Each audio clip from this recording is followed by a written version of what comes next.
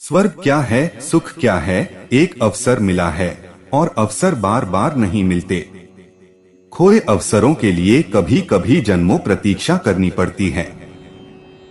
नमस्कार प्रिय दर्शकों, लॉन्ग लाइफ चैनल पर आप सभी का स्वागत है। यह वीडियो बहुत ही ज्ञानवर्धक है। इसे सुनोगे तो आप कभी दुखी नहीं रहोगे, परेशानी से बाहर निकल जाओगे। तो दर्शकों, वीडियो को ध्यान से और अंत तक जरूर सुनो और सच्चे दिल से कमेंट में जय श्री कृष्ण जरूर लिखें। श्री कृष्ण अर्जुन से कहते हैं, जिनके लिए तू बहुत माननीय होकर भी अब तुच्छता को प्राप्त होगा, वे महारथी लोग तुझे भय के कारण युद्ध से उपराम हुआ मानेंगे। तेरे बैरी तेरे सामर्थ्य की निंदा करते हुए बहुत से न कहने योग्य वचनों को कहेंगे, फिर उसमें अधिक दुख क्या होगा। इसलिए युद्ध करना तेरे लिए सब प्रकार से अच्छा है, क्योंकि या तो मरकर तू स्वर्ग को प्राप्त होगा अथवा जीतकर पृथ्वी को भोगेगा। इससे हे अर्जुन, युद्ध के लिए निश्चर्य वाला होकर खड़ा हो। कृष्ण की बात यदि यूनान के मनस्वी प्लेटो ने पढ़ी होती तो 100% स्वीकृति देता। प्लेटो से किसी ने पूछा, स्वर्ग क्या है, सुख क्या है, तो प्लेटो ने जो सुख की परिभाषा की है वह समझने जैसी है। प्लेटो ने कहा, अंतस की निजता का बाहर के आचरण से जहां संगतिपूर्ण तालमेल है वहीं सुख है। जहां अंतस की निजता का बाहर के आचरण से तालमेल है, अविरोध है, वहीं आनंद है। और प्लेटो ने कहा, व्यक्ति जो हो सकता है, जो उसके बीज में छिपा है, जिस दिन वही हो जाता है, उसी दिन स्वर्ग है। कृष्ण अर्जुन से कह रहे हैं, क्षत्रिय होकर ही तेरा स्वर्ग है, उससे विचलित होकर तेरा कोई सुख नहीं है। तेरी जो निजता है, तेरी जो इंडिविजुअलिटी है, जो तेरे भीतर का गुणधर्म है, जो तू भीतर से बीज लिए बैठा है, जो तू हो सकता है, वही होकर ही, अन्यथा नहीं तू स्वर्ग को उपलब्ध होगा, तू सुख को उपलब्ध होगा, आनंद को अनुभव कर सकता है। जीवन का आशीर्वाद, जीवन की प्रफुल्लता स्वयं के भीतर जो भी छिपा है उसके पूरी तरह प्रकट हो जाने में है। जीवन का बड़े से बड़ा दुख, जीवन का बड़े से बड़ा नर्क एक ही है कि व्यक्ति वह न हो पाए जो होने के लिए पैदा हुआ है। व्यक्ति वह न हो पाए जो हो सकता था और अन्य मार्गों पर भटक जाए। स्वधर्म से भटक जाने के अतिरिक्त और कोई नर्क नहीं है, और स्वधर्म को उपलब्ध हो जाने के अतिरिक्त और कोई स्वर्ग नहीं है। कृष्ण अर्जुन को कह रहे हैं कि इस दिखाई पड़ने वाले लोक में जिसे लोग सुख कहते हैं वह तो तुझे मिलेगा ही, लेकिन न दिखाई पड़ने वाले लोक में इसे भी थोड़ा समझ लेना जरूरी है कि परलोक से हमने जो अर्थ ले रखा है वह सदा मृत्यु के बाद जो लोक है उसका ले रखा है। हमने जो व्याख्या कर रखी है अपने मन में इस लोक की और उस लोक की, वह टेम्पोरल है, टाइम में है। हमने सोच रखा है कि यह लोक खत्म होता है जहां हमारा जीवन समाप्त होता है और परलोक शुरू होता है। ऐसा नहीं है। यह लोक और परलोक साथ ही मौजूद हैं। टेम्पोरल नहीं है, समय में उनका विभाजन नहीं है। बाहर जो हमें मिलता है वह इहलोक है, भीतर जो हमें मिलता है वह परलोक है। परलोक का केवल मतलब इतना ही है कि इस लोक के जो पार है, इस लोक के जो बियॉन्ड है, वह अभी भी है, इस वक्त भी है। जिसको जीसस ने किंगडम ऑफ गॉड कहा है, प्रभु का राज्य कहा है, उसे ही इस देश ने परलोक कहा है। परलोक का संबंध आपके जीवन के समाप्त होने से नहीं है, परलोक का संबंध आपके दृश्य से अदृश्य में प्रवेश से है। वह आप अभी भी कर सकते हैं और वह आप मृत्यु के बाद भी चाहें तो नहीं कर सकते हैं। चाहे तो मृत्यु के बाद भी इस लोक में ही घूमते रहें और चाहे तो जीते जी परलोक में प्रवेश कर जाएं।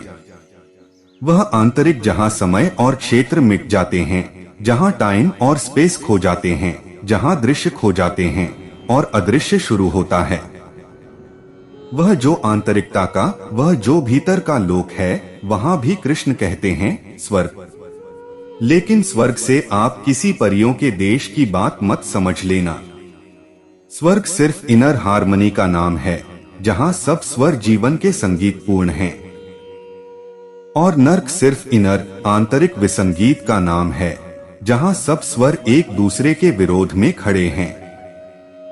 सार्त्र ने नर्क की परिभाषा में एक वचन कहा है। उसने कहा है कि मनुष्य के मन में नर्क उसी क्षण उत्पन्न हो जाता है जिस क्षण उसके चित्त में दो बातें खड़ी हो जाती हैं। To be what one is not and not to be what one is, वह होने की इच्छा जो कि मैं नहीं हूँ, और वह नहीं होने की इच्छा जो कि मैं हूँ। इन दोनों के बीच में ही नर्क उपस्थित हो जाता है।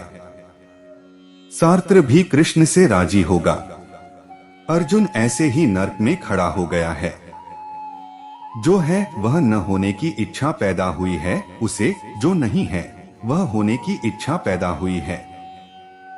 वह एक ऐसे असंभव तनाव में खड़ा हो गया है जिसमें प्रवेश तो बहुत आसान, लेकिन लौटना बहुत मुश्किल है। जिंदगी में किसी भी चीज से लौटना बहुत मुश्किल है। जाना बहुत आसान है, लौटना सदा मुश्किल है। और स्वयं के धर्म से जाना बहुत आसान है, क्योंकि स्वधर्म से विपरीत जाना सदा उतार है। वहां हमें कुछ भी नहीं करना पड़ता, सिर्फ हम अपने को छोड़ दें तो हम उतर जाते हैं। स्वधर्म को पाना चढ़ाव है, उतर जाना बहुत आसान है, चढ़ना बहुत कठिन हो जाता है। पश्चिम का इस समय का एक बहुत कीमती मनोवैज्ञानिक अभी अभी गुजरा है। उसका नाम था अब्राहम मैस्लो। अब्राहम मैस्लो के पूरे जीवन की खोज एक छोटे से शब्द में समा जाती है, और वह शब्द है पीक एक्सपीरियंस। वह शब्द है शिखर का अनुभव। अब्राहम मैस्लो का कहना है कि व्यक्ति के जीवन में स्वर्ग का क्षण वही है जो उसके व्यक्तित्व के शिखर का क्षण है। जिस क्षण कोई व्यक्ति जो हो सकता है उसके होने के शिखर पर पहुंच जाता है, जिसके आगे कोई उपाय नहीं बचता, जिसके आगे कोई मार्ग नहीं बचता, जिसके आगे कोई ऊंचाई नहीं बचती। जब भी कोई व्यक्ति अपने भीतर के पीक को छू लेता है, तभी समाधि, एक्सटैसी अनुभव करता है। निश्चित ही जो पीक एक्सपीरियंस अर्जुन के लिए होगा, वही पीक एक्सपीरियंस बुद्ध के लिए नहीं हो सकता। जो पीक एक्सपीरियंस, शिखर की अनुभूति बुद्ध की है, वही अनुभूति जीसस के लिए नहीं हो सकती। लेकिन एक बात ध्यान रख लें, जब हम कहते हैं कि वही अनुभूति नहीं हो सकती, तो हमारा प्रयोजन व्यक्ति से है। अर्जुन और मार्ग से उस अनुभूति पर पहुंचेगा, वह क्षत्रिय है, वह क्षत्रिय के मार्ग से पहुंचेगा। हो सकता है जब दो तलवारें खींच जाएंगी और जीवन और मृत्यु साथ साथ खड़े हो जाएंगे, श्वास ठहर जाएगी और पल भर के लिए सब रुक जाएगा जगत, और पल भर के लिए निर्णय न रह जाएगा कि जीवन में अब एक पल और है। उस तलवार की धार पर, उस चुनौती के क्षण में अर्जुन अपनी पीक पर होगा। वह अपने क्षत्रिय होने के आखिरी शिखर पर होगा, जहां जीवन और मृत्यु विकल्प होंगे, जहां क्षण में सब तय होता होगा। उस डिसीसिव मोमेंट में वह अपने पूरे शिखर पर पहुंच जाएगा। यह जो शिखर की अनुभूति है, बुद्ध को किसी और मार्ग से मिलेगी, महावीर को किसी और मार्ग से मिलेगी, मोहम्मद को किसी और मार्ग से मिलेगी। मार्ग भिन्न होंगे, लेकिन प्रत्येक व्यक्ति जब वह अपने शिखर पर पहुंचता है, तो शिखर की जो भीतरी अनुभूति है वह एक होगी, वह एक होगी। इसलिए कृष्ण अर्जुन को कह रहे हैं, एक अवसर मिला है और अवसर बार बार नहीं मिलते। खोए अवसरों के लिए कभी कभी जन्मों प्रतीक्षा करनी पड़ती है। मार्गन से किसी ने एक दिन पूछा, वह अमेरिका का बड़ा करोड़पति था, अरबपति था। उससे पूछा कि आपको जिंदगी में इतनी सफलता कैसे मिली? तो मार्गन ने कहा, मैंने कभी कोई अवसर नहीं खोया। जब भी अवसर आया मैंने छलांग लगाई और उसे पकड़ा। अपने को खोने को मैं राजी रहा। लेकिन अवसर को खोने को राजी नहीं रहा। उस आदमी ने पूछा, तो हम कैसे पहचानेंगे कि अवसर आ गया? और जब तक हमें पहचानेंगे तब तक कहीं ऐसा न हो कि अवसर निकल जाए। कहीं ऐसा न हो कि हम पहचाने और छलांग लगाएं, तब तक अवसर जा चुका हो, क्योंकि क्षण नहीं रुकता। आया नहीं कि गया नहीं, पहचानते पहचानते चला जाता है। तो आप कैसे पहचानते थे और छलांग लगाते थे? मार्गन ने जो उत्तर दिया वह बहुत हैरानी का है। मार्गन ने कहा कि मैं कभी रुका ही नहीं, मैं छलांग लगाता ही रहा। अवसर आ गया तो छलांग काम कर गई, अवसर नहीं आया तो भी मैं छलांग लगाता रहा, क्योंकि इतना मौका नहीं था कि मैं प्रतीक्षा करूं, अवसर को पहचानूं, फिर छलांग लगाऊं। मैं छलांग लगाता ही रहा।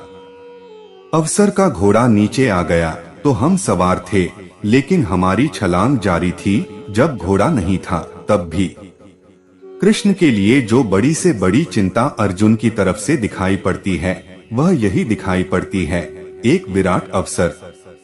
अर्जुन को महाभारत जैसा अवसर न मिले तो अर्जुन का फूल खिल नहीं सकता। कोई छोटी मोटी लड़ाई में नहीं खिल सकता उसका फूल।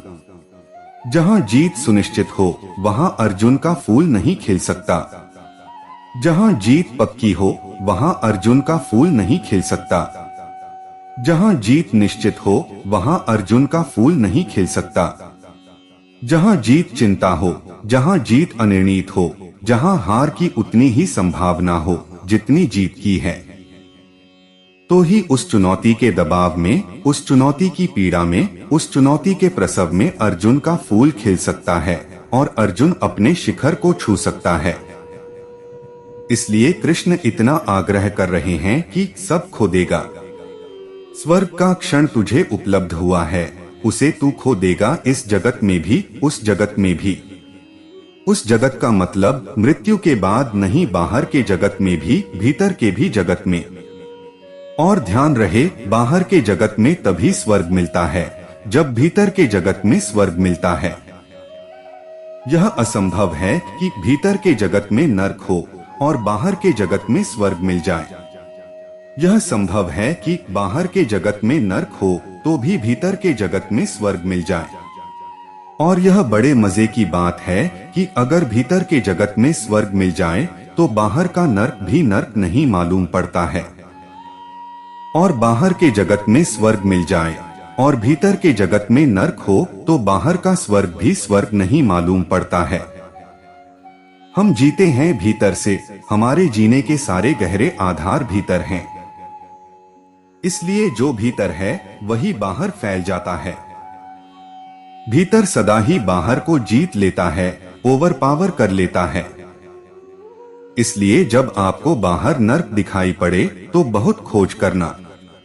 पाएंगे कि भीतर नर्क है, बाहर सिर्फ रिफ्लेक्शन है, बाहर सिर्फ प्रतिफलन है। और जब बाहर स्वर्ग दिखाई पड़े तब भी भीतर देखना, तो पाएंगे भीतर स्वर्ग है, बाहर सिर्फ प्रतिफलन है। इसलिए जो बुद्धिमान हैं, वे बाहर के नर्क को स्वर्ग बनाने में जीवन नष्ट नहीं कर देते। वे भीतर के नर्क को स्वर्ग बनाने का श्रम करते हैं। और एक बार भीतर का नर्क स्वर्ग बन जाए तो बाहर कोई नर्क होता ही नहीं। मैंने सुना है कि बक इंग्लैंड का एक बहुत बड़ा विचारक था। वह ऐसे नास्तिक था लेकिन चर्च जाता था। मित्रों ने कई बार उससे कहा भी कि तुम चर्च किस लिए जाते हो, क्योंकि तुम नास्तिक हो। ठीक ऐसी ही बात कभी डेविड ह्यूम से भी किसी ने पूछी थी।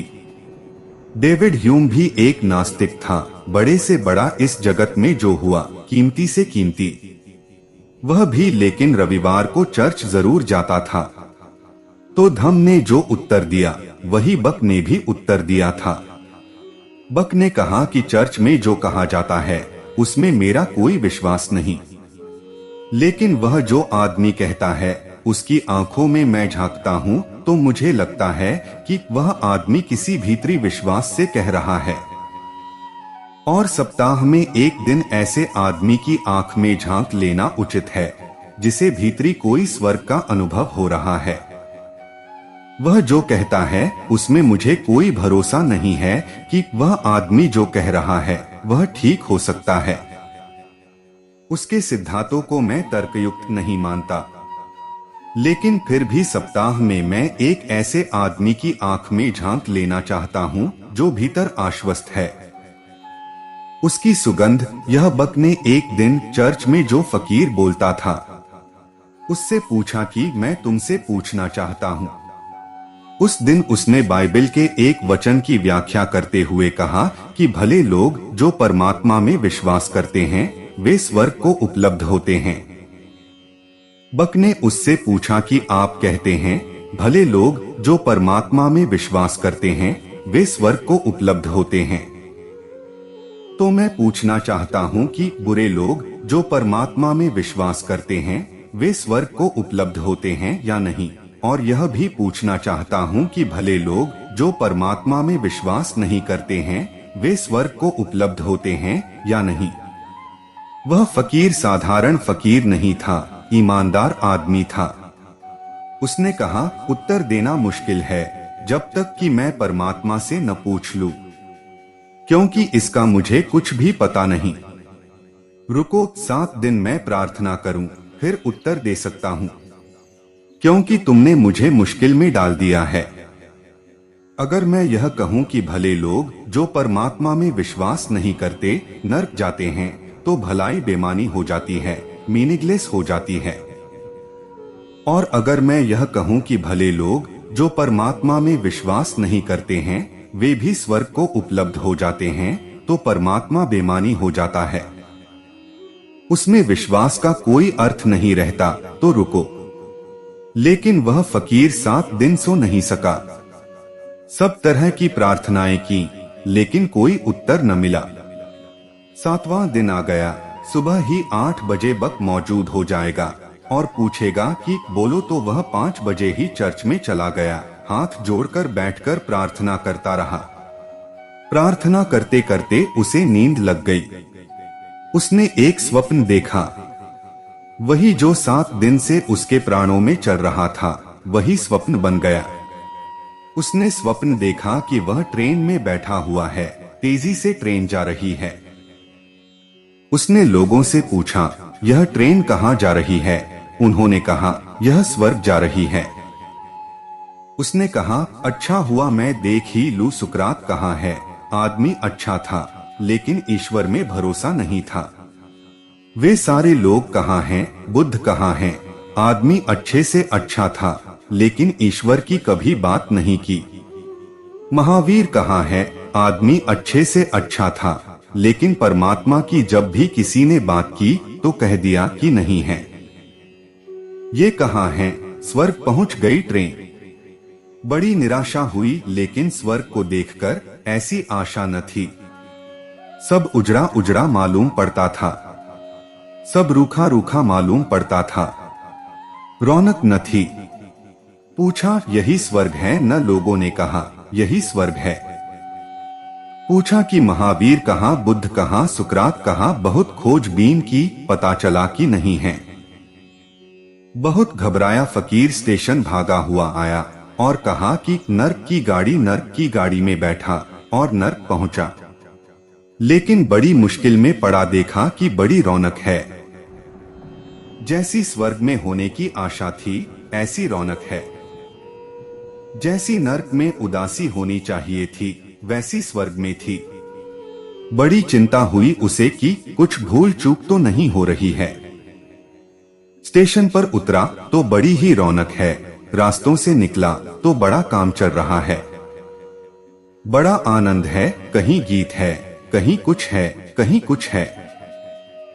उसने पूछा कि सुकरात, महावीर, बुद्ध यहाँ हैं? उन्होंने कहा, यहाँ हैं। उसने कहा, लेकिन यह नर्क है। सुकरात, नर्क में तो जिस आदमी से उसने पूछा था। उसने कहा कि चलो मैं तुम्हें सुकरात से मिला देता हूँ। एक खेत में सुकरात गड्ढा खोद रहा था। उसने सुकरात से पूछा कि तुम सुकरात और यहाँ नर्क में अच्छे आदमी और नर्क में? तो सुकरात हंसने लगा और उसने कहा, तुम अभी भी गलत व्याख्याएं किए जा रहे हो। तुम कहते हो कि अच्छा आदमी स्वर्ग में जाता है। हम कहते हैं अच्छा आदमी जहां जाता है वहां स्वर्ग आता है।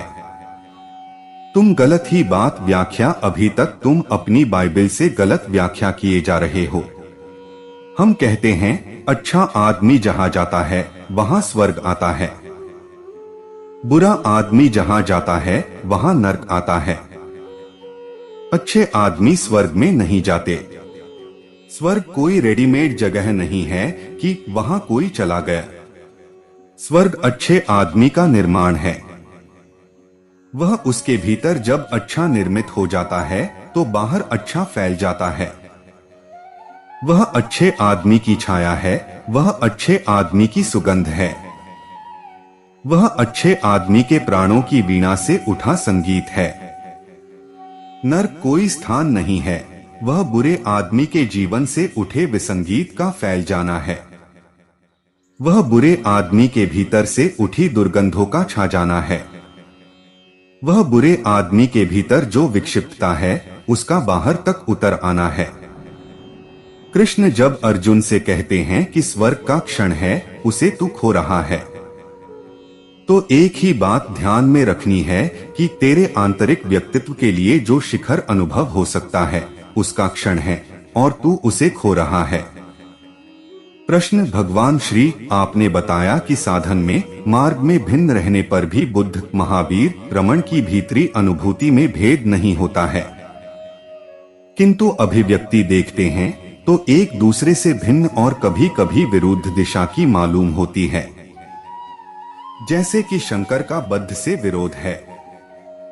यह कैसे अनुभूति में तो कभी भेद नहीं होता, लेकिन अभिव्यक्ति में बहुत भेद होता है। और जो लोग अभिव्यक्ति को देखकर ही सोचते हैं उन्हें विरोध भी दिखाई पड़ सकता है। साधारण नहीं, असाधारण दुश्मनी और शत्रुता दिखाई पड़ सकती है, क्योंकि अभिव्यक्ति अनुभूति से नहीं आती, अभिव्यक्ति व्यक्ति से आती है। इस फर्क को समझ लेना जरूरी है। मैं एक बगीचे में जाऊं, फूल खिले हैं, पक्षी गीत गा रहे हैं, 1 रुपया पड़ा है। अगर मैं रुपए का मोही हूं तो मुझे फूल दिखाई नहीं पड़ेंगे, मुझे पक्षियों के गीत सुनाई पड़ते हुए भी सुनाई नहीं पड़ेंगे। सब खो जाएगा, रुपया ही दिखाई पड़ेगा। स्पेटिकली मुझे रुपया ही दिखाई पड़ेगा। रुपया मेरी जेब में आ जाए तो शायद पक्षी का गीत भी सुनाई पड़े, लेकिन एक कवि प्रवेश कर गया है, उसे रुपया दिखाई ही नहीं पड़ेगा। जहां पक्षी गीत गा रहे हैं वहां रुपया दिखाई पड़ जाए तो वह आदमी कवि नहीं है। उसका सारा व्यक्तित्व पक्षी के गीतों की तरफ बह जाएगा। चित्रकार है, उसका सारा व्यक्तित्व रंगों के लिए बह जाएगा। फिर वे एक ही बगीचे से होकर लौटें और गांव में आकर अगर हम उनसे पूछें कि क्या देखा, तो बगीचा एक था जहां वे गए थे, लेकिन अभिव्यक्ति भिन्न होगी। अभिव्यक्ति में चुनाव होगा।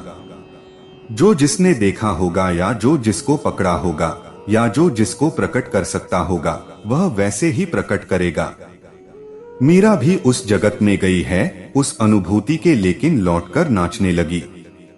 महावीर की नाचने की कल्पना भी नहीं कर सकते, सोच भी नहीं सकते कि महावीर और नाचे। उनके व्यक्तित्व में नाचने की कोई जगह ही नहीं है। महावीर भी उस जगत से लौटे हैं पर वे नाचते नहीं। उस जगत की जो खबर वे लाए हैं वह खबर अपने ही ढंग से प्रकट करेंगे। उनकी खबर उनकी अहिंसा से प्रकट होनी शुरू होती है, उनके शील से, उनके चरित्र से, उनके उठने बैठने से, छोटी छोटी चीज से प्रकट होती है कि वे अद्वैत को जानकर लौटे हैं। रात महावीर एक ही करवट सोते हैं, करवट नहीं बदलते। कोई पूछता है महावीर से कि आप रात भर एक ही करवट क्यों सोते हैं, तो वे कहते हैं कि कहीं करवट बदलूं और कोई कीड़ा मकोड़ा दबकर दुख पाए, इसलिए एक ही करवट, दी लीस्ट जो पॉसिबल है, बिल्कुल कम से कम जो संभव है वह यह एक करवट तो सोना ही पड़ेगा, तो एक करवट ही सोए रहते हैं। रात भर पैर भी नहीं हिलाते कि रात के अंधेरे में कोई दब जाए, कोई दुख पाए। अब इस व्यक्ति की अद्वैत की जो अनुभूति है वह अहिंसा से प्रकट हो रही है। यह यही कह रहा है कि एक ही है, क्योंकि जब तक कीड़ा मकोड़ा मैं ही नहीं हूँ तब तक उसके लिए इतनी चिंता पैदा नहीं होती। लेकिन यह महावीर का अपना ढंग है, यह उनके व्यक्तित्व से आ रहा है। मीरा नाच रही है, उसने जो जाना है वह उसके भीतर नाच की तरह अभिव्यक्त हो रहा है। वह नाच ही सकती है, वह जो खुशी, वह जो आनंद उसके भीतर भर गया है। अब कोई शब्द उसे प्रकट नहीं कर सकते। वह तो उसके घुंघरुओं से प्रकट होगा। वह उसी अद्वैत को पद घुंघरू बौद्ध खबर लाएगी। अब अगर हम महावीर और मीरा को आमने सामने करें तो हम कहेंगे इनकी अनुभूतियां अलग होनी चाहिए। कहाँ बजता हुआ शर, कहाँ रात भी करवट न लेता हुआ आदमी, कहाँ नाचती हुई मीरा के न मालूम कितने पैर पृथ्वी पर पड़े, और कहाँ महावीर की एक एक पैर को संभाल कर रखते हैं, फूंक कर रखते हैं। वर्षा आ जाती है तो चलते नहीं, जमीन गीली हो तो पैर नहीं उठाते कि कहीं कोई कीड़ा न दब जाए। और कहाँ नाचते हुए पैर मीरा के बड़ा विपरीत है। महावीर कहेंगे बहुत हिंसा हुई जा रही है। मीरा कहेगी नाच ही नहीं रहे तो कहाँ जाना उसको, क्योंकि उसे जानकर जो नहीं नाचा तो जाना ही कहाँ। फिर शंकर जैसा व्यक्ति है वह भी जानकर आता है। वहां से एक तो वह कहता है कि एक ब्रह्मा ही सत्य है, बाकी सब माया है। बुद्ध जैसा व्यक्ति है जो कहता है कोई ब्रह्मा ब्रह्मा नहीं है, कुछ नहीं है, शून्य है सब। बड़ी उल्टी बातें कहते हैं तो विवाद दिखाई पड़ता है, बड़ा विरोध दिखाई पड़ता है। शंकर और बुद्ध से ज्यादा विरोधी आदमी खोजना मुश्किल है, क्योंकि एक कहता है पॉजिटिव है सब, विधायक है सब, और एक कहता है निगेटिव है सब, नकारात्मक है सब। लेकिन वह भी व्यक्तित्व की एम्फेसिस है, वह भी व्यक्तित्व का ही प्रभाव है। जो जानकर वे लौटे हैं वह करीब करीब ऐसा है जैसे कि कोई गिलास आधा भरा रखा हो और दो आदमी उसे देखकर आए हों, और एक आदमी आकर कहे कि गिलास आधा खाली है, और एक आदमी कहे कि झूठ, गिलास आधा भरा है। एक खाली पर जोर दे और एक भरे पर जोर दे, और विवाद निश्चित हो जाने वाला है, क्योंकि भरा और खाली बड़े विपरीत शब्द हैं। बिल्कुल हो जाने वाला है। बर्नार्ड शॉ के संबंध में मैंने सुना है कि वह अमेरिका गया बहुत निमंत्रणों के बाद। तब वह कहता रहा कि अमेरिका बड़ा नासमझ, इडियाटिक मुल्क है, मैं जाता ही नहीं, ऐसे मूढ़ों के बीच जाकर मैं क्या करूंगा। इधर वह गाली देता रहा, उधर अमेरिका में आकर्षण बढ़ता गया। जो गाली देता है उसके प्रति आकर्षण तो बढ़ ही जाता है। बहुत निमंत्रण थे तो बर्नार्ड शॉ गया। जिस जगह उसे उतारा गया वहां इतना भीड़ भड़का हो गया और इतना खतरा था कि कोई झगड़ा न हो जाए, तो उसे चोरी से पहले ही दूसरी जगह उतार कर ले जाया गया। और पहली ही सभा में वह बोला तो उसने उपद्रव शुरू किया। वह पहला हो सभा में बोला तो उसने कहा कि जहां तक मैं देख पा रहा हूं, यहाँ मौजूद कम से कम 50% आदमी बिल्कुल महामूर्ख हैं। सभा में उसने कहा यहाँ मैं देख रहा हूँ, तो कम से कम 50% आदमी बिल्कुल महामूर्ख है। जो अध्यक्ष था वह घबरा गया और लोग चिल्लाने लगे कि शर्म शर्म, वापस लो अपने शब्द। अध्यक्ष ने कहा कि आप शुरू से ही उपद्रव की बात कह दिए, किसी तरह लोगों को समझाइए। तो बर्नार्ड शॉ ने कहा कि नहीं नहीं, मैं क्या कहना चाह रहा था और मुझसे बड़ी गलती हो गई। मैं कह रहा था कि जहां तक दिखाई पड़ता है यहाँ उपस्थित 50% लोग बहुत बुद्धिमान मालूम पड़ते हैं। और लोगों ने तालियां बजाईं कि यह बात ठीक कही गई है। और बर्नार्ड शॉ ने झुककर अध्यक्ष से कहा कि कंफर्म हो गया कि 50% यहाँ बिल्कुल गधे हैं। लेकिन इन दो वक्तव्यों में बड़ा फर्क मालूम पड़ता है। बात वही है। शंकर और बुद्ध के बीच भी ऐसा ही मामला है। बुद्ध को नकारात्मक शब्द प्रिय है। उसके कारण हैं उनके व्यक्तित्व में साइकोलॉजिकल कारण हैं। बुद्ध आ रहे हैं समृद्ध घर से, जहां सब पॉजिटिव था। महल था, राज्य था, धन था, स्त्रियां थी, सब था। इतना ज्यादा था सब कि बुद्ध के लिए पॉजिटिव शब्द में कोई रस नहीं रह गया। इतना सब भरा था कि अब बुद्ध के लिए रस खाली होने में है। शंकर एक गरीब ब्राह्मण के लड़के हैं, जहां कुछ भी नहीं है। एक भिखारी घर से आ रहे हैं, जहां कुछ भी नहीं था, जहां झोपड़ा था, जिसमें कुछ भी नहीं था। शंकर का रस नहीं में नहीं हो सकता, नहीं तो बहुत देखा। शंकर का रस है में है, पॉजिटिव में है। तो शंकर के लिए ब्रह्मा जब प्रकट होगा तो वह होगा सब है, और बुद्ध के लिए जब ब्रह्मा प्रकट होगा तो ऐसा होगा सब खाली है। यह साइकोलॉजिकल टाइप का फर्क है। इसमें अनुभूति का जरा भी फर्क नहीं है। शंकर और बुद्ध तो बहुत दूर है। बुद्ध के वक्त ही महावीर हैं। एक ही साथ एक ही इलाके में हैं, और कभी कभी तो ऐसा हुआ कि एक ही गांव में दोनों थे। तो बिल्कुल कंटेम्परेरी हैं। टाइप में भी बहुत फर्क नहीं होना चाहिए, क्योंकि महावीर भी शाही घर से आते हैं, बुद्ध भी शाही घर से आते हैं। दोनों साथ साथ हैं। एक बार तो ऐसा हुआ कि एक गांव में आधी धर्मशाला में महावीर ठहरे थे, आधी में बुद्ध ठहरे थे। फिर भी बातचीत नहीं हो सकी, फिर भी मिलना नहीं हुआ। और बातें बड़ी विपरीत हैं, क्योंकि महावीर कहते हैं आत्मा को जान लेना ही ज्ञान है, और बुद्ध कहते हैं जो आत्मा को मानता है उससे बड़ा अज्ञानी नहीं है। अब और क्या विरोध हो सकता है, तलवारें सीधी खींची हैं। महावीर कहते हैं आत्मा को जान लेना ही ज्ञान है, और बुद्ध कहते हैं आत्मा को मानने वाले से बड़ा कोई अज्ञानी नहीं है। और फिर भी मैं आपसे कहता हूं कि दोनों एक ही बात कहते हैं। फिर भी मैं आपसे कहता हूं कि वक्तव्य विरोधी है, अनुभूति विरोधी जरा भी नहीं है। फिर क्यों ऐसे वक्तव्य है? शब्दों के अर्थ उस परम अनुभूति में बहुत निजी और प्राइवेट हो जाते हैं।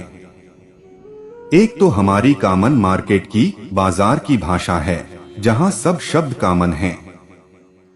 अगर हम कहते हैं मकान, तो वही मतलब होता है जो आपका है।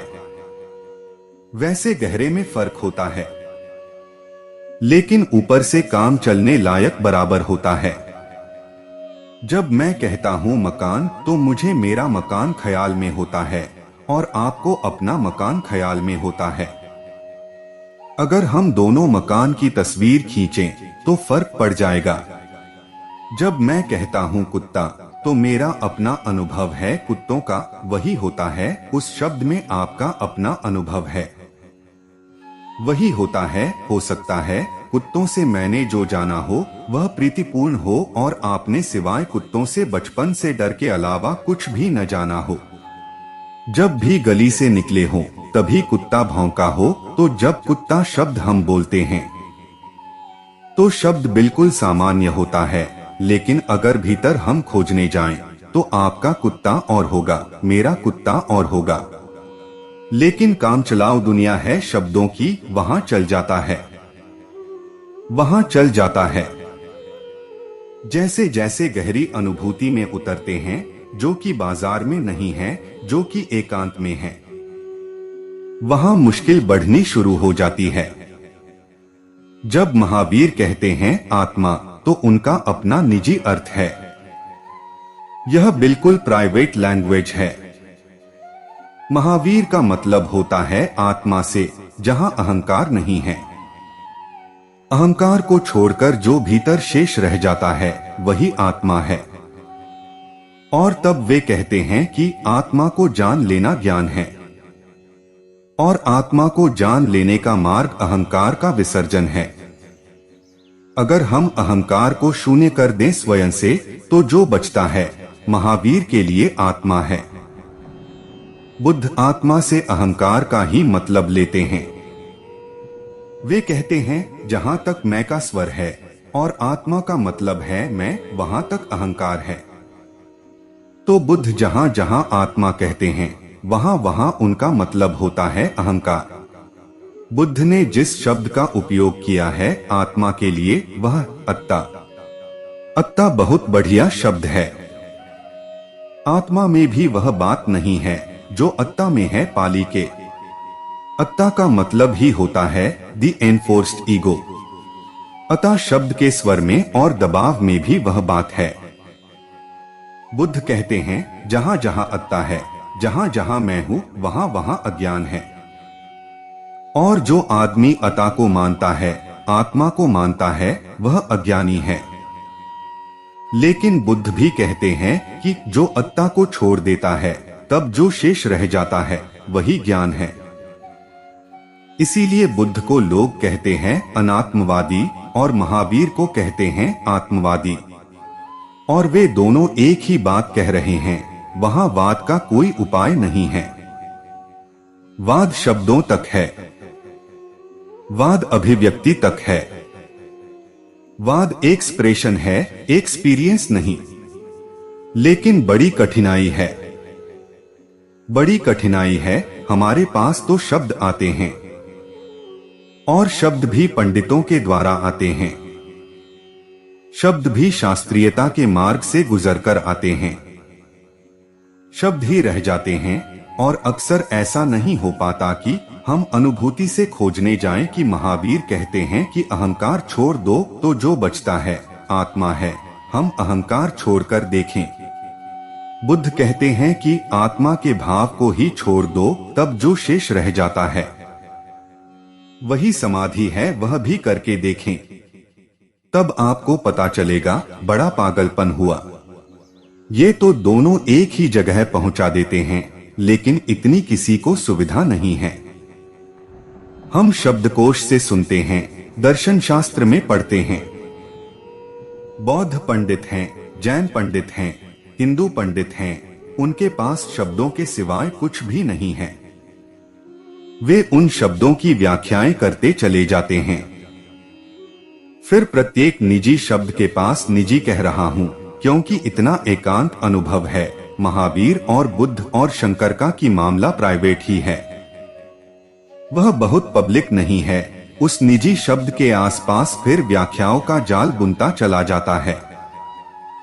फिर जाल इतना बड़ा हो जाता है कि महावीर के आसपास जो जाल खड़ा हुआ वह बुद्ध के आसपास जो जाल खड़ा हुआ, वह शंकर के आसपास जो जाल खड़ा हुआ, वह वे इतने दुश्मन हो जाते हैं 1000-2000 साल की यात्रा में कि वह जो बीच में मूल शब्द था और शब्द के भी मूल में जो अनुभूति थी वह कहीं की कहीं खो जाती है। उसका फिर कोई भी पता नहीं रहता। इसलिए अड़चन है।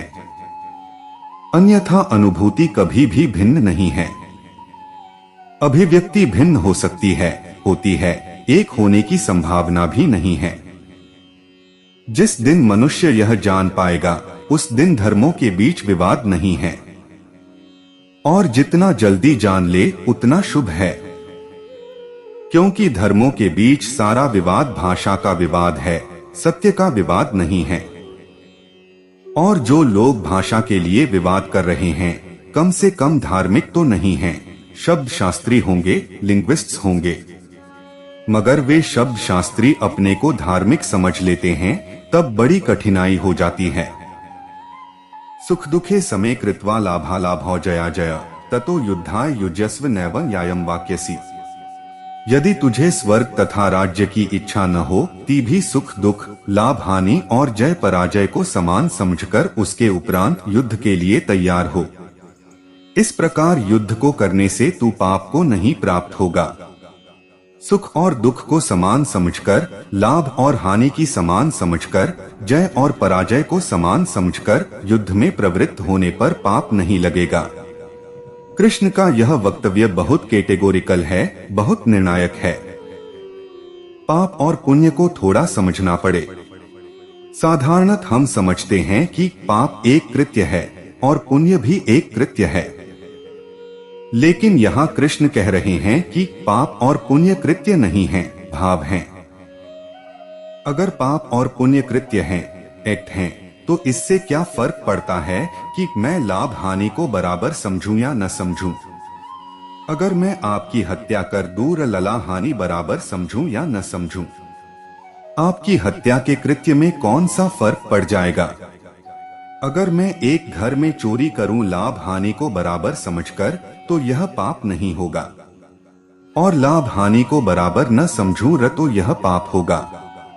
तब इसका मतलब यह हुआ कि पाप और पुण्य का कृत्य से, एक्ट से कोई संबंध नहीं है, बल्कि व्यक्ति के भाव से संबंध है। यह तो बहुत विचारने की बात है। हम सब तो पाप और पुण्य को कृत्य से बांधकर चलते हैं।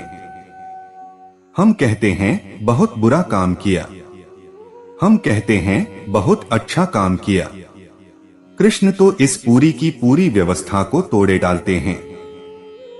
वे कहते हैं काम अच्छे और बुरे होते ही नहीं, करने वाला अच्छा और बुरा होता है। Not the act but the actor. कृत्य नहीं करता जो होता है वह नहीं, जिससे होता है वह। लेकिन मनुष्य की सारी नीति कृत्य पर निर्भर है। कहती है यह काम बुरा है और यह काम अच्छा है। अच्छे काम करो और बुरे काम मत करो।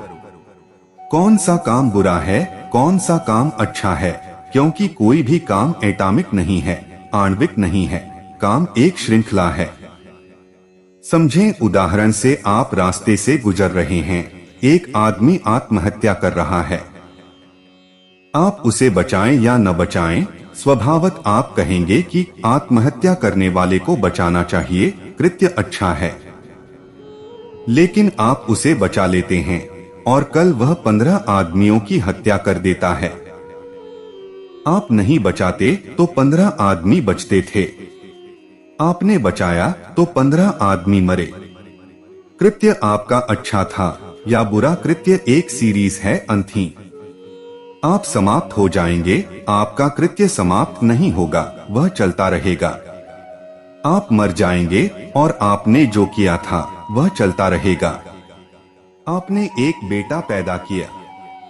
यह बेटा पैदा करना अच्छा है या बुरा? यह बेटा कल हिटलर बन सकता है।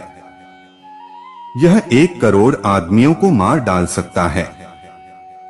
लेकिन यह बेटा कल हिटलर बनकर 1 करोड़ आदमियों को मार डाले तो भी कृत्य अच्छा है या बुरा? क्योंकि वे 1 करोड़ आदमी क्या करते अगर बचते, इस पर सब निर्भर होगा। लेकिन यह श्रृंखला तो अनंत होगी। कृत्य इंडिविजुअल नहीं है। कृत्य के पास कोई आणविक इंतजाम नहीं है, वह तो बड़ी श्रृंखला की एक कड़ी है। बस एक कड़ी है और आगे श्रृंखला अंतहीन है। आप चले जाएंगे और कृत्य जारी रहेगा। जैसे कि हमने पत्थर फेंका एक झील में, पत्थर डूब गया। लेकिन पत्थर का झील से जो संघात हुआ था, वह जो लहर उठी थी, पत्थर तो डूबकर झील में बैठ गया, लेकिन वह जो संघात हुआ था, जो लहर उठ गई थी, वह उठ गई। अब वह लहर चल पड़ी। अब वह लहर और लहरों को और लहरों को और लहरों को उठाती रहेगी। पत्थर कभी का शांत होकर बैठ गया और लहर अनंत चलती रहेगी, अनंत तटों को छूती रहेगी। करीब करीब कृत्य ऐसा ही है। आप करते हैं, आप तो बाहर हो जाते हैं करके कृत्य चल पड़ता है। इसलिए कौन सा कृत्य ठीक है, जब तक हम पूरे विश्व का अंत न पालें तब तक तय नहीं हो सकता। जब तक कि सब सृष्टि समाहित न हो जाए तब तक तय करना मुश्किल है कि महात्मा ने जो किया था वह अच्छा था कि असाधु ने जो किया था वह अच्छा था। मैं अभी पश्चिम के एक विचारक का एक हैरानी से भरा हुआ वक्तव्य पढ़ रहा था। उसने यह पूछा है कि अगर एक आदमी दूसरे महायुद्ध के पहले हिटलर को गोली मार दे तो यह कृत्य अच्छा है या बुरा? बात तो ठीक पूछता है। अगर एक आदमी दूसरे महायुद्ध के पहले हिटलर को गोली मार दे तो यह कृत्य शुभ है या अशुभ? क्योंकि यह आदमी करोड़ों आदमियों को मरने से बचा रहा है, बड़ी बर्बादी को रोक रहा है। लेकिन इस आदमी को सजा होती और सारी दुनिया में इसके कृत्य का विरोध होता कि इसने गलत काम किया है। तो जो लोग कृत्य से सोचते हैं और हम सभी लोग सोचते हैं, दुनिया के समस्त नीतिशास्त्र कृत्य पर जोर देते हैं कि यह ठीक है और यह गलत है। कृष्ण इससे उल्टी बात कह रहे हैं। वे कह रहे हैं कि यह सवाल नहीं है कि तुमने जो किया है वह ठीक है या गलत। गहरे में सवाल दूसरा है और वह सवाल यह है कि तुम कौन हो, तुम क्या हो, तुम्हारी मनोदशा क्या है, इस पर सब निर्भर है। मेरे देखे भी कृत्य पर आधारित जो नीति है बहुत बचकानी है, चाइल्डिश है। लेकिन हम सभी ऐसा सोचते हैं। हम सभी ऐसा सोचते हैं। कृष्ण कह रहे हैं व्यक्ति की भावदशा क्या है, और वे एक सूत्र दे रहे हैं कि अगर लाभ और हानि बराबर है, अगर सुख और दुख समान हैं, अगर जय और पराजय में कोई अंतर नहीं, तो तू जो भी करेगा उसमें कोई पाप नहीं है। क्या करेगा इसकी वे कोई शर्त ही नहीं रखते। कहते हैं फिर तू जो भी करेगा उसमें कोई पाप नहीं है। विचारणीय है और गहरी है बात, क्योंकि कृष्ण यह कह रहे हैं कि दूसरे को चोट पहुंचाने की बात तभी तक होती है जब तक लाभ और हानि में अंतर होता है। जिसे लाभ और हानि में अंतर ही नहीं है, शर्त बड़ी मुश्किल है। क्योंकि लाभ हानि में अंतर न हो, यह बड़ी गहरी से गहरी उपलब्धि है। ऐसा व्यक्ति जिसे लाभ और हानि में अंतर नहीं है, क्या ऐसा कोई भी कृत्य कर सकता है? जिसे हम पाप कहते हैं, जिसे जय और पराजय समान हो गई हो, जिसे असफलता और सफलता खेल हो गए हो, जो दोनों को एक सा स्वागत स्वीकार देता हो, जिसकी दोनों के प्रति समान उपेक्षा या समान स्वीकृति हो, क्या ऐसा व्यक्ति गलत कर सकता है? कृष्ण का जोर व्यक्ति पर है, कृत्य पर नहीं। और व्यक्ति के पीछे जो शर्त है वह बहुत बड़ी है। वह शर्त यह है कि उसे द्वंद्व समान दिखाई पड़ने लगे, उसे प्रकाश और अंधेरा समान दिखाई पड़ने लगे। यह तो बड़ी ही गहरी समाधि की अवस्था में संभव है। इसलिए ऊपर से तो वक्तव्य ऐसा दिखता है कि कृष्ण अर्जुन को बड़ी स्वच्छंद छूट दे रहे हैं, क्योंकि अब वह कुछ भी कर सकता है। ऊपर से ऐसा लगता है इससे तो स्वच्छंदता फलित होगी, अब तुम कुछ भी कर सकते हो। लेकिन कृष्ण अर्जुन को गहरे से गहरे रूपांतरण और ट्रांसफॉर्मेशन में ले जा रहे हैं, स्वच्छंदता में नहीं। असल में जिस व्यक्ति को जय और पराजय समान है, वह कभी भी स्वच्छंद नहीं हो सकता है। उपाय नहीं है, जरूरत नहीं है, प्रयोजन नहीं है। लाभ के लिए ही आदमी पाप में प्रवृत्त होता है, हानि से बचने के लिए ही आदमी पाप में प्रवृत्त होता है। एक आदमी असत्य बोलता है। दुनिया में कोई भी आदमी असत्य के लिए असत्य नहीं बोलता है, लाभ के लिए असत्य बोलता है। अगर दुनिया में सत्य बोलने से लाभ होने लगे तो असत्य बोलने वाला मिलेगा ही नहीं। तब बड़ी मुश्किल से खोजना पड़ेगा। कोई त्यागी महात्यागी असत्य बोले, बात अलग। कोई बड़ा संकल्पवान तय ही कर ले कि असत्य बोलूंगा, तो बात अलग। लेकिन अगर सत्य के साथ लाभ होता हो तो असत्य बोलने वाला नहीं मिलेगा। तब तो इसका मतलब यह हुआ कि असत्य कोई नहीं बोलता, लाभ ही असत्य का मार्ग लेता है। हानि से बचना ही असत्य का मार्ग लेता है। आदमी चोरी के लिए चोरी नहीं करता, लाभ के लिए चोरी करता है। कोई दुनिया में चोरी के लिए चोरी नहीं करता। आज तक दुनिया में किसी ने भी कोई पाप लाभ के अतिरिक्त और किसी कारण से नहीं किया या हानि से बचने के लिए किया। दोनों एक ही बात है। पाप भी और मजे की बात है, पुण्य भी आदमी लाभ के लिए करता है, या हानि से बचने के लिए करता है। प्लेटो ने एक छोटी सी कहानी लिखी है और कहानी है एक नैतिक प्रश्न उठाने के लिए।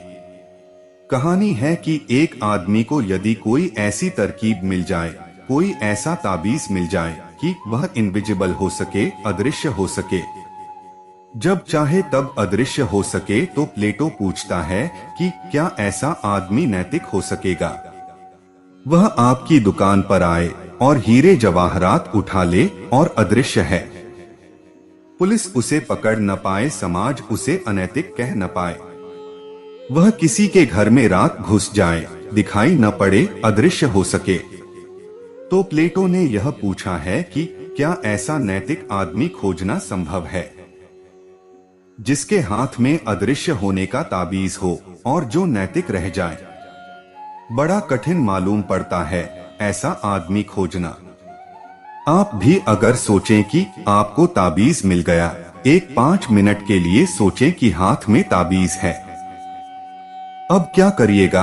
आपका मन फौरन रास्ते बताएगा कि यह करो, पड़ोस वाले की पत्नी को ले भागो, फला आदमी की कार ले भागो, फला की दुकान में घुस जाओ। फौरन आपका मन आपको सब रास्ते बता देगा।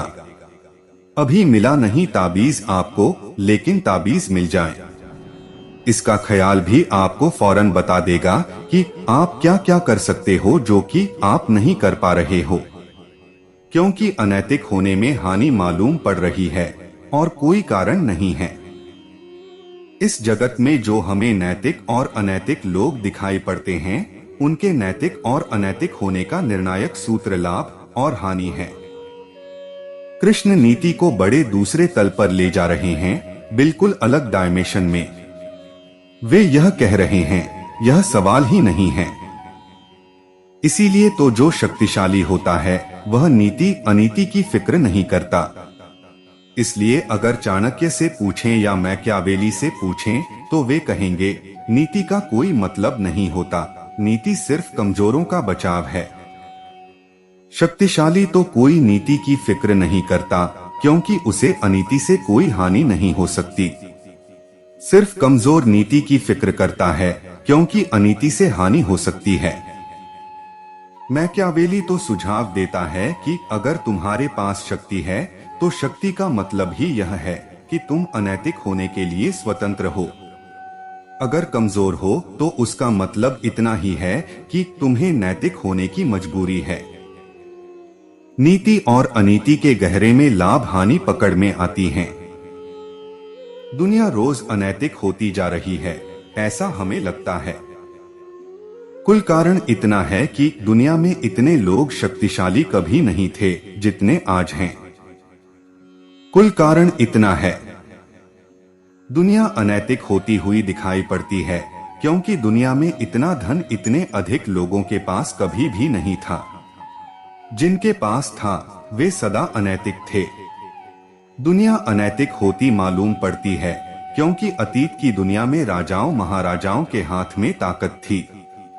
नई दुनिया लोकतंत्र है, वहां एक एक व्यक्ति के पास शक्ति वितरित कर दी गई है। अब प्रत्येक व्यक्ति शक्ति के मामले में ज्यादा समर्थ है जितना कभी भी नहीं था।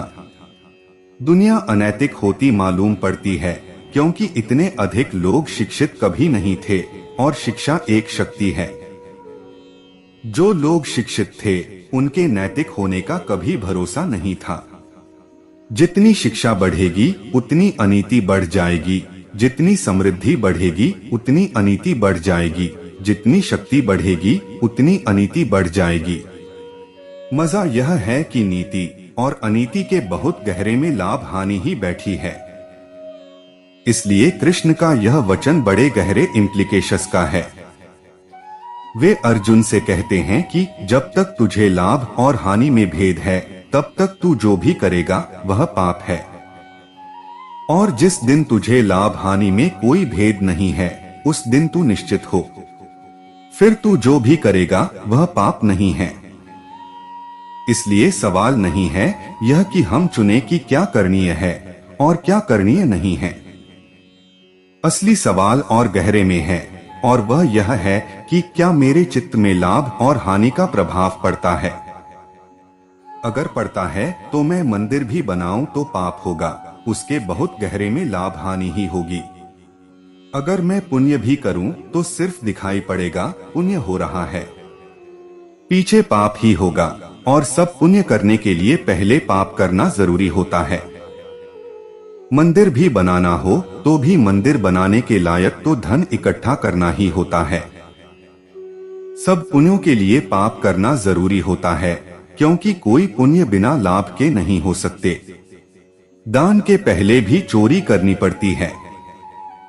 असल में जितना बड़ा चोर उतना बड़ा दानी हो सकता है। असल में बड़ा दानी सिर्फ अतीत का चोर है। आज का चोर कल का दानी हो सकता है, क्योंकि चोरी करके भी करिएगा क्या, एक सीमा आ जाती है सेचुरेशन की, जहां चोरी से फिर कोई लाभ नहीं मिलता। फिर उसके बाद दान करने से लाभ मिलना शुरू होता है। कृष्ण का वक्तव्य बहुत अद्भुत है। वे यह कहते हैं कि तू लाभ और हानि का जब तक भेद कर पा रहा है तब तक तू कितने ही पुण्य की बातें कर, लेकिन तू जो भी करेगा वह पाप है। और अगर तू यह समझ ले कि लाभ हानि में कोई फर्क नहीं, जय पराजय में कोई फर्क नहीं, जीवन मृत्यु में कोई फर्क नहीं, तो फिर तू जो भी करे वह पुण्य है। यह पुण्य और पाप का बहुत ही नया आयाम है। कृत्य से नहीं, व्यक्ति के अंतस्तल में हुई क्रांति से संबंधित है। प्रश्न भगवान श्री कुछ मनोवैज्ञानिक कहते हैं कि जैसे भूख, निद्रा, काम आदि स्वाभाविक वृत्तियां हैं, वैसे ही क्रोध करना भी मानव की स्वाभाविक वृत्ति है। यदि ऐसा है तो जगत में युद्ध भी स्वाभाविक ही है। जब तक जगत तब तक युद्ध।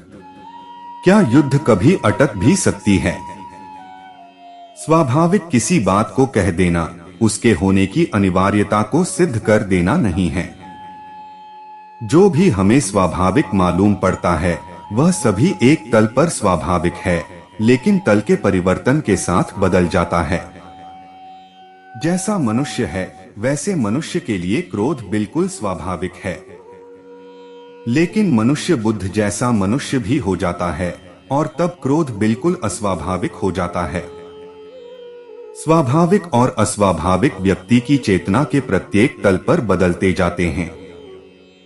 एक आदमी शराब पीकर रास्ते पर चल रहा है तो नाली में गिर जाना बिल्कुल स्वाभाविक है, लेकिन एक आदमी बिना शराब पिए सड़क पर चल रहा है, उसका नाली में गिर जाना बिल्कुल अस्वाभाविक है। लेकिन शराब पिए आदमी में और गैर शराब पिए आदमी में आदमियत का कोई भी फर्क नहीं है। फर्क है चेतना का, आदमियत का कोई भी फर्क नहीं है। शराब पिया आदमी भी वैसा ही आदमी है जैसा नहीं शराब पिया हुआ आदमी आदमी है। अंतर कहाँ है? अंतर चेतना का है। शराब पिए हुए आदमी के पास उतनी चेतना नहीं है जो नाली में गिरने से बचा सके। गैर शराब पिए आदमी के पास उतनी चेतना है जो नाली में गिरने से बचाती है। अगर हम क्रोध में गिर जाते हैं तो वह भी हमारी मूर्छा के कारण, और बुद्ध अगर क्रोध में नहीं गिरते तो वह भी उनकी अमूर्छा के कारण। वह भी फर्क चेतना का ही है। उस फर्क में भी वही फर्क काम कर रहा है जो शराबी के साथ कर रहा है। ही फर्क भीतरी है, इसलिए एकदम से दिखाई नहीं पड़ता। जब आप क्रोध में होते हैं तब आपके एड्रेनल ग्लैंड्स आपके भीतर शराब छोड़ देते हैं। जब आप क्रोध में होते हैं तो आपके शरीर में बहुत से मादक रस इकट्ठे हैं। आपके शरीर में अगर वे ग्लैंड्स काट दी जाएं, फिर आप क्रोध करके बताएं तो समझा जाए। पावलव ने बहुत प्रयोग किए हैं। रूस में कुत्तों की उन ग्लैंड्स को काटकर, जिनकी वजह से कुत्ते भौंकते हैं और भौंकते ही रहते हैं और लड़ते ही रहते हैं। बड़ा जानदार कुत्ता है, तीर है बिल्कुल, जरा सी बात और जूझ जाएगा। उसकी भी ग्लैंड काट देने के बाद उसको कितना ही उकसाओ वह कुछ भी नहीं करता, फिर वह बैठा रह जाएगा। खतरा भी है इस प्रयोग में, क्योंकि आज नहीं कल कोई हुकूमत आदमियों के ग्लैंड्स भी काटेगी। जिस हुकूमत को भी विद्रोह और क्रांति से बचना है, आज नहीं कल बायोलॉजिस्ट की सहायता वह लेगी। कोई कठिनाई नहीं है। रूस जैसे मुल्क में जहां हर बच्चे को नर्सरी में पैदा होना है, वहां पैदा होने के साथ ही ग्लैंड्स समाप्त की जा सकती हैं या उन ग्लैंड्स के एंटीडोट्स का इंजेक्शन दिया जा सकता है। तब आपको पता चलेगा कि स्वाभाविक बिल्कुल नहीं है। स्वाभाविक इसलिए है कि शरीर के साथ अनंत यात्रा में जरूरी रहा है और शरीर के साथ बहुत सी चीजें जो कल जरूरी थीं, अब जरूरी नहीं रह गई हैं, लेकिन खिंच रही हैं। जिस स्थिति में मनुष्य है, अगर हम उसको परम स्थिति मान लें, तब तो बिल्कुल स्वाभाविक है। लेकिन वह परम स्थिति नहीं है, उसमें बदलाहट हो सकती है। उसमें बदलाहट दो तरह से हो सकती है। शरीर के द्वारा भी बदलाहट हो सकती है, लेकिन शरीर के द्वारा जो बदलाहट होगा वह मनुष्य की आत्मा का विकास नहीं, पतन बनेगी। क्योंकि जो आदमी क्रोध कर नहीं सकेगा, इसलिए नहीं करता है, वह आदमी इम्पोर्टेंट हो जाएगा। उस आदमी का कोई गौरव नहीं होगा, उसके व्यक्तित्व में चमक नहीं आएगी, उसकी आंखों में ज्ञान नहीं आएगी, अक्रोध की शाति भी नहीं आएगी, क्योंकि क्रोध कर ही नहीं सकता। जो आदमी बुरा हो ही नहीं सकता, उसके भले होने का कोई भी अर्थ नहीं होता। वह सिर्फ असमर्थ होता है, दीन होता है। लेकिन जो आदमी क्रोध कर सकता है और नहीं करता है, उसकी चेतना रूपांतरित हो जाती है।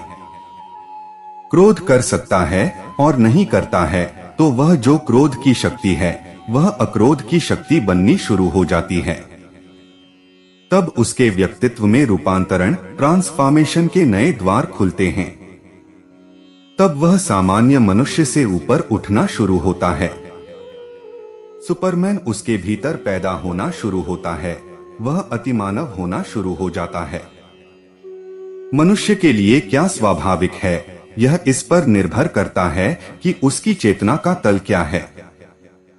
प्रत्येक तल पर स्वभाव भिन्न भिन्न होगा। एक बच्चे के लिए जो स्वाभाविक है, जवान के लिए स्वाभाविक नहीं रह जाता, और एक जवान के लिए जो स्वाभाविक है, के लिए स्वाभाविक नहीं रह जाता। बीमार आदमी के लिए जो स्वाभाविक है, वह स्वस्थ के लिए स्वाभाविक नहीं रह जाता। तो स्वभाव कोई फिक्स एंटाइटी नहीं है। स्वभाव कोई ऐसी बात नहीं है कि कोई स्थिर चीज है। यही खूबी है मनुष्य की। एक पत्थर का स्वभाव स्थिर है, पत्थर का स्वभाव बिल्कुल स्थिर है। पानी का स्वभाव बिल्कुल स्थिर है। इसलिए हम विज्ञान की किताब में लिख सकते हैं कि पानी का यह स्वभाव है, अग्नि का यह स्वभाव है। मनुष्य की खूबी ही यही है कि उसका स्वभाव उस पर ही निर्भर है और वह अपने स्वभाव को हजार आयाम दे सकता है और विकास कर सकता है। एक स्वभाव जन्म के साथ सबको मिलता है। कुछ लोग उसी पर रुक जाते हैं, उसी को स्वभाव का अंत मान लेते हैं, तब दूसरी बात है। कभी आपने शायद ख्याल न किया हो, अगर एक हीरे को रख दें और पास में कोयले के टुकड़े को रख दें, तो आपको कभी ख्याल न आएगा कि हीरा कोयला ही है। हीरे और कोयले में बुनियादी तत्व के आधार पर कोई भी भेद नहीं है। असल में कोयला ही हजारों लाखों वर्ष जमीन में दबा रहकर हीरा बन जाता है। लेकिन हीरे और कोयले का स्वभाव एक है, जरा भी एक नहीं है। कहां कोयला कहां हीरा, लेकिन बनता है हीरा कोयले से ही, वह कोयले की ही आखिरी यात्रा है। तो जहां मनुष्य अपने को पाता है, कोयले जैसा है, और जहां बुद्ध जैसे, महावीर जैसे, कृष्ण जैसे व्यक्ति अपने को पहुंचाते हैं, हीरे जैसे हैं। फर्क स्वभाव का नहीं है, फर्क विकास का है। प्राथमिक स्वभाव हम सबको एक जैसा मिला है, क्रोध है, काम है, लोभ है। लेकिन यह अंत नहीं है, प्रारंभ है। और इस प्रारंभ को ही अगर हम अंत समझ लें तो यात्रा बंद हो जाती है, और हुई है बंद। जैसा कि आपने पूछा है, मनोवैज्ञानिक कहते हैं यह तो स्वभाव है, लेकिन यह कहकर वे कुछ इस तरह की बात दुनिया में पैदा करवाते हैं कि जैसे यह अंत है। इसलिए पश्चिम में मनोविज्ञान के कुछ परिणाम हुए हैं।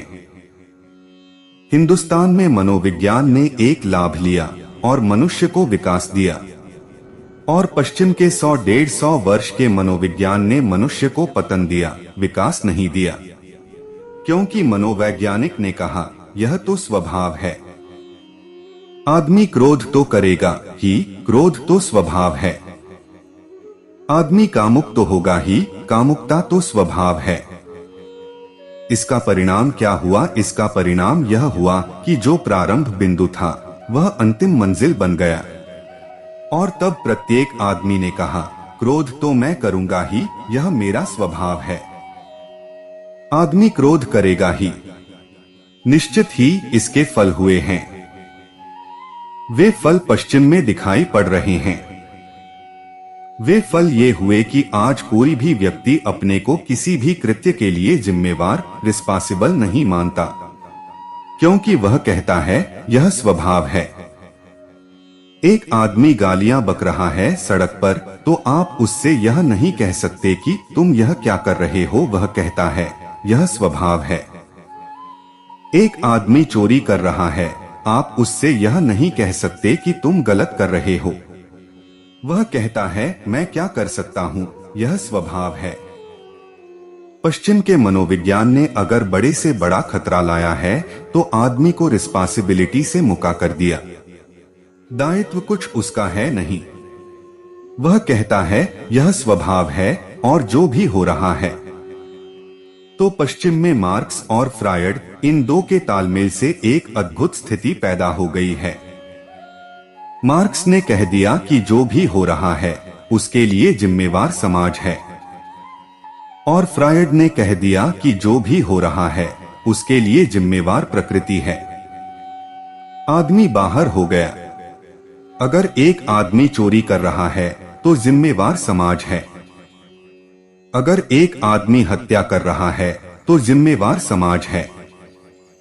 ऐसा मार्क्स ने कह दिया। व्यक्ति के ऊपर कोई जिम्मेवारी नहीं है, सोशल रिस्पांसिबिलिटी है। इसलिए अगर व्यक्ति को बदलना है तो समाज को बदलो, और जब तक समाज नहीं बदलता तब तक व्यक्ति जैसा है वैसा रहेगा। इसकी हम उसे लाइसेंस देते हैं। व्यक्ति बड़ा प्रफुल्लित हुआ। हजारों साल की जो चिंता थी उसके दिमाग से गिर गई। ये कृष्ण ने, महावीर ने, बुद्ध ने आदमी को बड़ी भारी चिंता, बड़ी एंजाइटी दे दी थी कि तुम जिम्मेवार हो। चिंता गिर गई, व्यक्ति बड़ा निश्चित हुआ।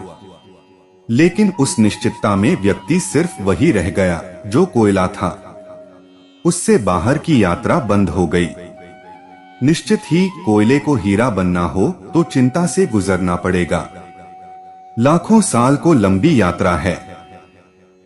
फिर फ्रायड ने लोगों को कह दिया कि समाज भी बदल डालो तो भी कुछ होने वाला नहीं है, क्योंकि रूस में क्रोध कम हो गया, कि रूस में अहंकार कम हो गया, कि रूस का नागरिक किसी भी तरह से आदमियत के तल पर बदल गया है, न कुछ भी नहीं बदला।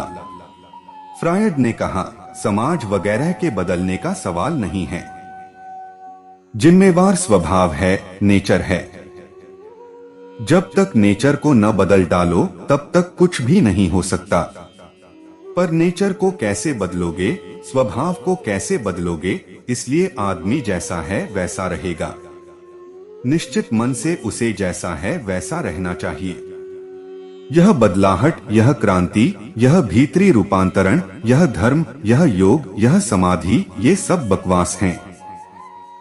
फ्रायड ने कहा आदमी जैसा है वैसा ही रहेगा।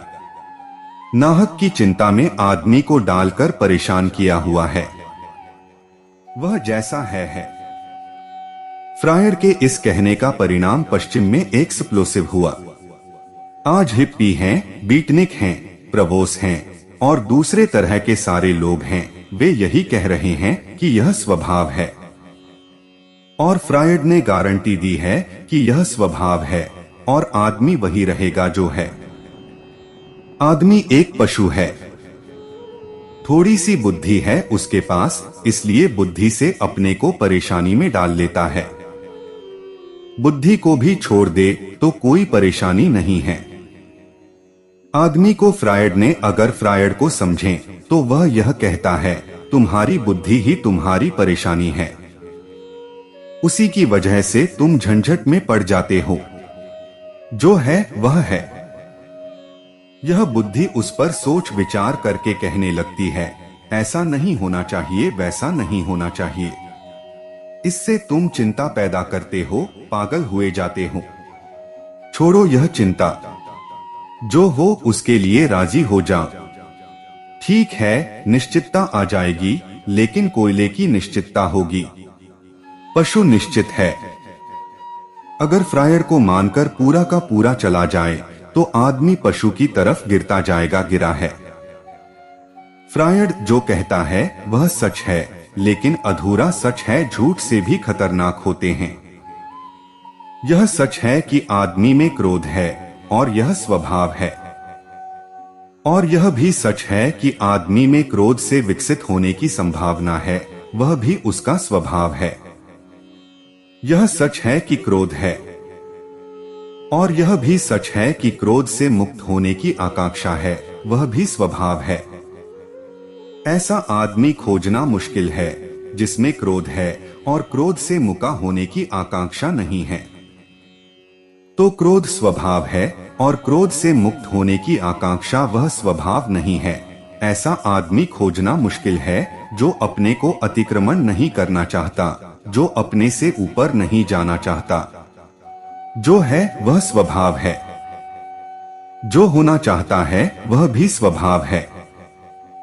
और निश्चित ही जो होना चाहता है उसके लिए जो है उसको रूपांतरित करना पड़ता है। उसकी विधियां हैं।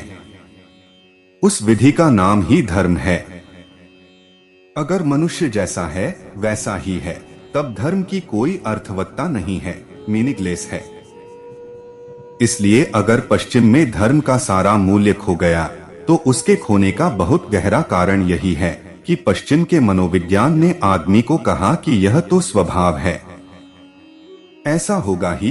एक मित्र मेरे पास आए, यही अभी परसों उन्होंने कहा कि मैं बहुत परेशान था, नींद मुझे नहीं आती थी, नींद खो गई थी, इससे चिंतित था। मनोवैज्ञानिक के पास गया तो मनोवैज्ञानिक ने कहा कि यह तो बिल्कुल ठीक है।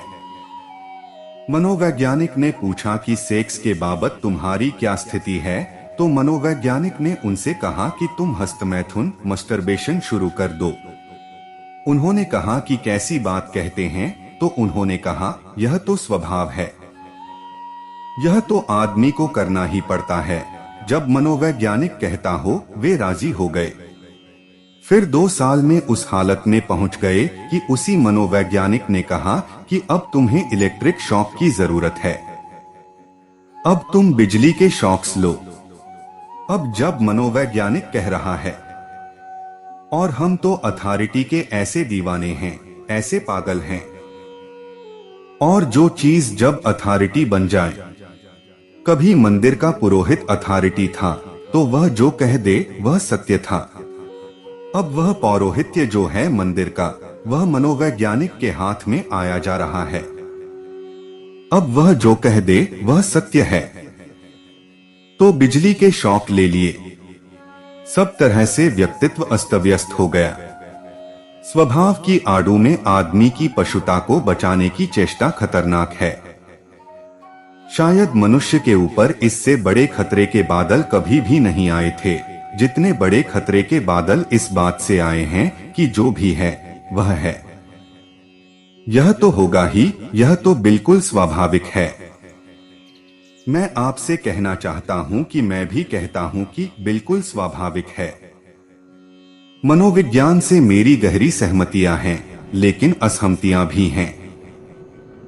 मैं मानता हूं मनोविज्ञान जहां तक जाता है बहुत ठीक है, लेकिन उसके आगे भी यात्रा पथ है।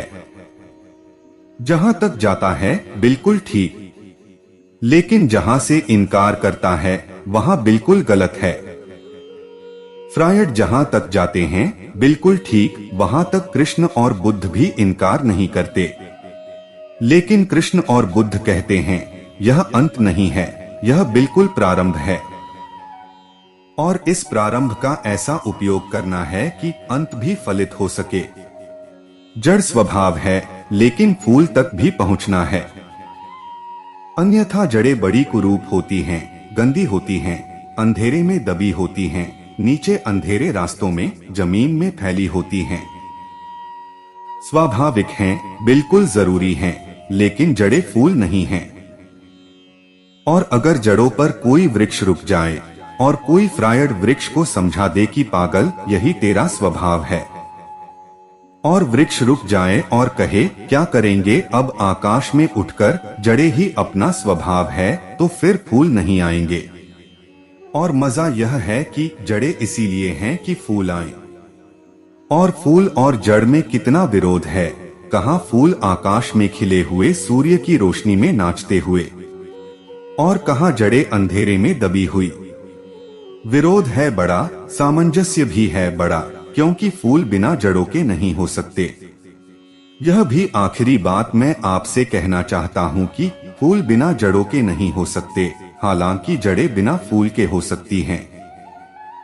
यह जीवन का एक बहुत बड़ा दुर्भाग्य है कि यहाँ जो निम्न है वह श्रेष्ठ के बिना हो सकता है, लेकिन यहाँ जो श्रेष्ठ है वह निम्न के बिना नहीं होता।